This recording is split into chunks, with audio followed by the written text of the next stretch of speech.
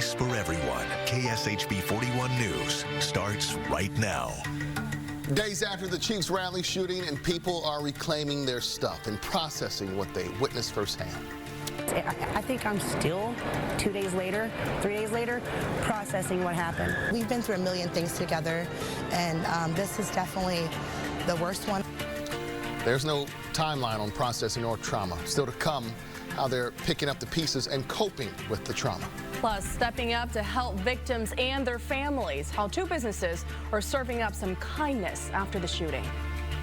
But first at 6:30, you're taking a live look at Union Station 2 days after the Chiefs rally shooting that killed one and hurt 22 others. The rally banners are taken down and the building has lights saying KC Strong tonight.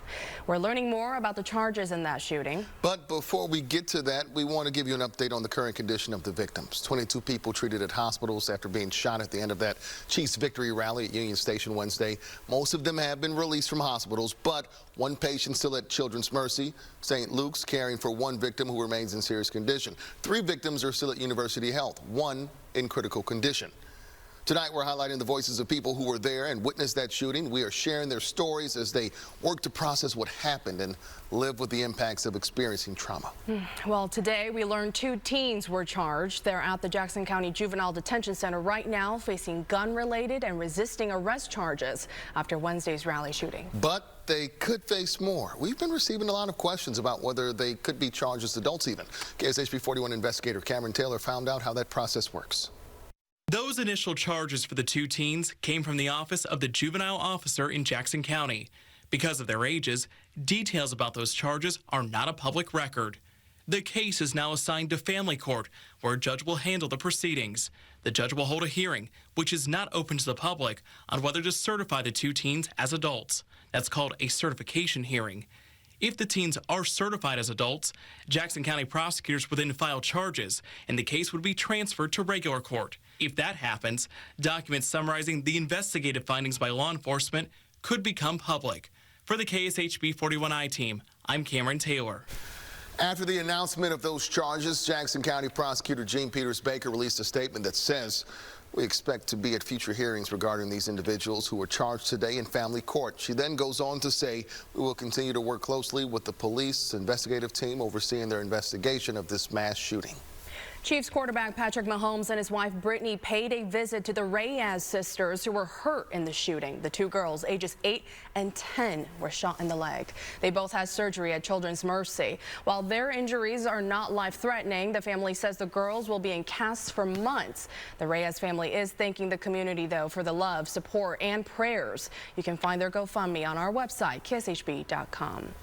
Yesterday, we talked with the family of Lisa Lopez Galvan, the woman shot and killed at the rally. Yeah, she worked as a DJ and hosted a show at radio station KKFI. Lisa, the youngest of 4 siblings, 2 of them tell us she was the life of the party and the favorite aunt in their big family. She's survived by her husband, 2 kids, who her siblings say are the ones that'll miss her most.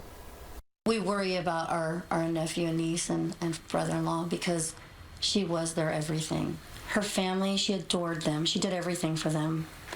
And so she's a really, really great loss to her family. It's a day that started off so joyful and full of happy kind of feelings to the way it ended up for us and our family was something I don't hope on most families that they ever experience something like that. The family has set up a GoFundMe to help support Lisa's husband and children. So far, more than $310,000 has been raised. Taylor Swift even donating $100,000 earlier this morning. In fact, she had a note that said, "Sending my deepest sympathies and condolences in the wake of your devastating loss." One of the survivors of the shooting is recalling the moments when he was hit by gunfire. Jacob Gooch from Leavenworth was attending the rally with his wife and children. When the gunshots went off, and I didn't know that they were gunshots, I thought I was looking for fireworks. So I'm looking down, and I feel the debris flying up at me, and then I'm hit. And I look at it, and smoke's coming out of my ankle, and I'm still thinking fireworks as people are rushing towards me. And I turn to try to leave, and I go straight down, try to crawl out of there. Well, Gooch's wife and oldest son were also shot. His son had what Gooch described as a tiny cut on his foot, and they didn't even realize he had been shot until they took an x-ray at a hospital. Gooch said he is expecting 3 to 6 months of physical rehabilitation for his injuries. Understandably, people are still processing what they saw and heard when the shooting happened. Kevin, I think we all are. Yeah, we certainly are, especially here at KSHP 41. We know you are at home as well. One mother we talked with says going through something like this changes everything.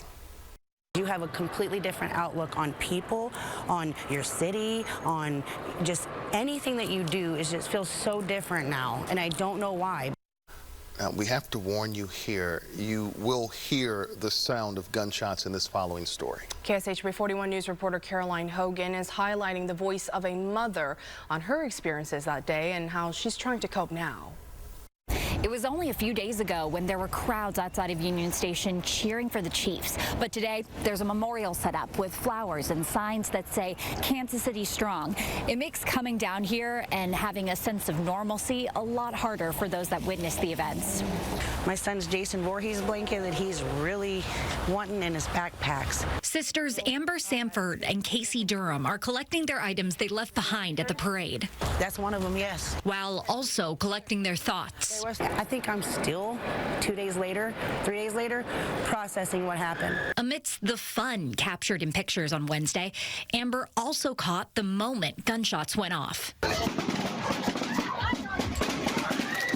It's hard to put into words exactly how I feel about the situation. Their kids having trouble sleeping. It's going to take a while to get over this and get through this, I should say, because I don't even know if I'm going to ever get over it, but like to get through it is going to take some time. But what comforts them is being together. We've been through a million things together, and this is definitely the worst one, I would say, that we've been together. They were together at the parade, and now they're together in healing. I'm very thankful that I have somebody to lean on that understands exactly how I'm feeling.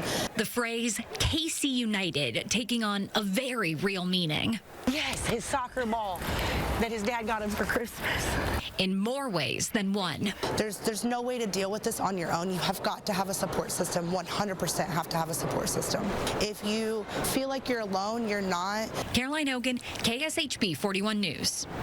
Caroline, thank you. With that being said, we want to make sure you're thinking about your mental health. Indeed, experiencing this in person or over social media can really be traumatic. So we want to make sure you know the signs of emotional distress. Some of those are eating or sleeping too much or not enough, overwhelming sadness, having a difficult time readjusting to work or home life, feeling helpless or hopeless, and pulling away from people or things.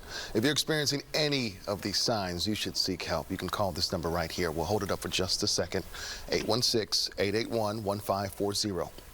That way you can reach services set up by the Jackson County Prosecutor's Office. This hotline went live yesterday to help anyone seeking counseling following that shooting.